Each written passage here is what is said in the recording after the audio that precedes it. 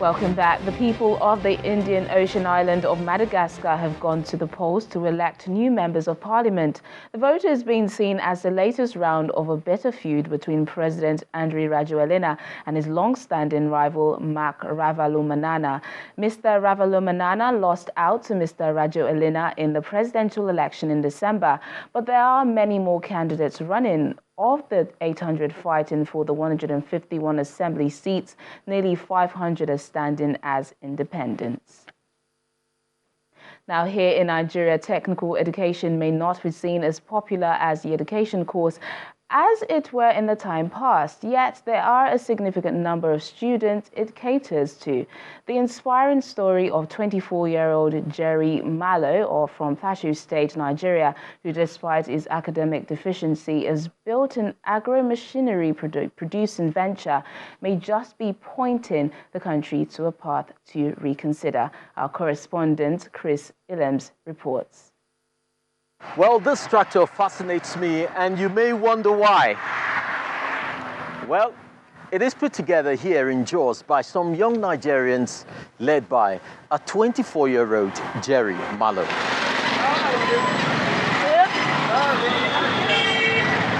While the plateau is known for its people, places, natural endowments and vegetation suitable for the cultivation of a wide range of agricultural produce,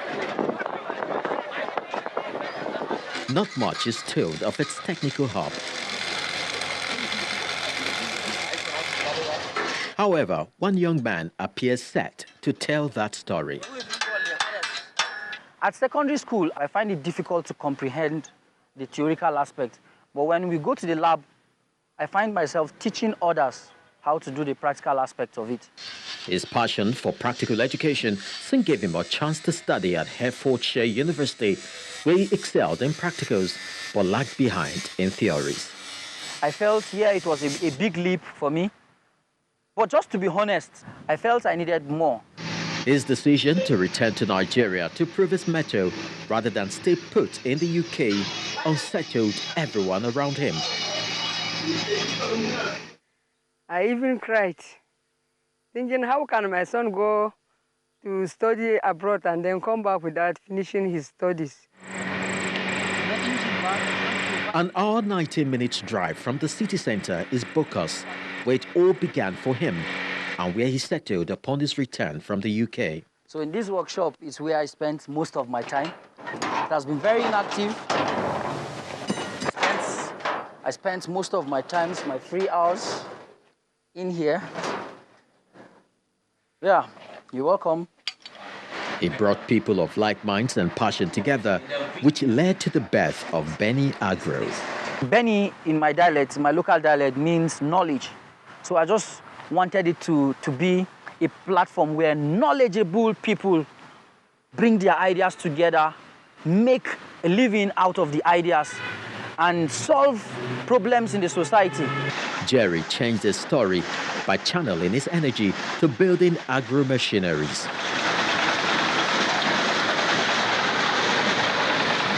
4 years down the line, the story is different.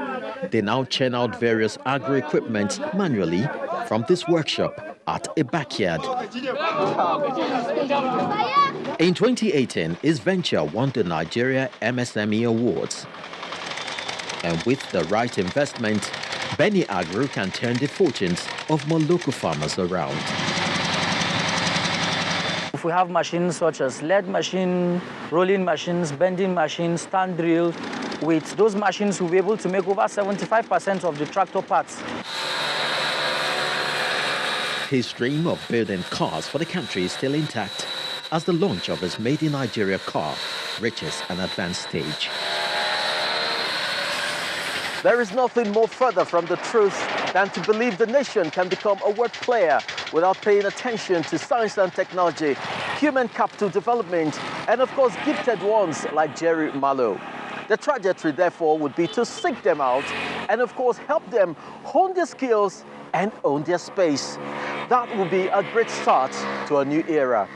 From Jos, Plateau State, North Central Nigeria, Chris Illems, Channels Television News.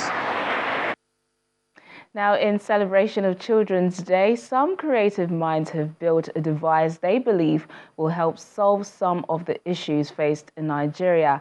Our next report shows us what they came up with. Take a look. In Nigeria, Children's Day is marked annually on May the 27th, a day set aside to celebrate children and their happiness. These young minds at the Right Hand Innovation Center in Ogudu give the day a new twist by proffering solutions to some of the nation's problems, one of which is a soil moisture monitoring device for adequate plant growth. This device is used to detect whether water in the soil is there or not. If it's there, it will show wet or dry. It will show wet or dry. This device is mainly used for farmers because when they put this device in the soil, it will detect whether the water is high or low. If the water is high, it can spoil the plant, and if the water is low, it can also spoil the plant. What inspired us to create this device is that we have problems like deforestation, climate change, and tree cutting. We want to now start tree planting so that we can plant more trees so that because trees gives us oxygen for us to breathe. Also, trees and plants gives us healthy foods. According to the children, their work was targeted at the second Sustainable Development Goals, which is to end hunger, achieve food security, and improve nutrition and promote sustainable agriculture. Our challenges in making the device was when we had to communicate with the soil moisture sensor and the BBC microbeads. And also, one of our greatest challenge was when we were coding the stuff, because we had to understand what we were doing. Using coding and robotics, the children engage themselves in other activities that help boost their creative thinking.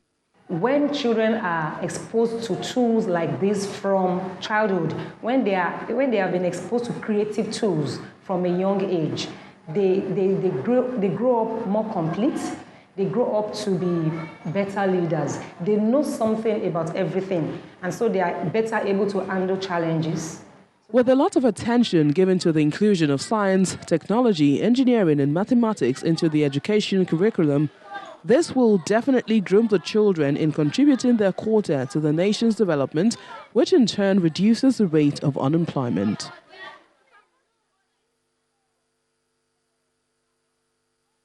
Bright Minds of Tomorrow. Well, that's it on the program today. Happy Children's Day. I'm Teniola Shibowale. Bye for now.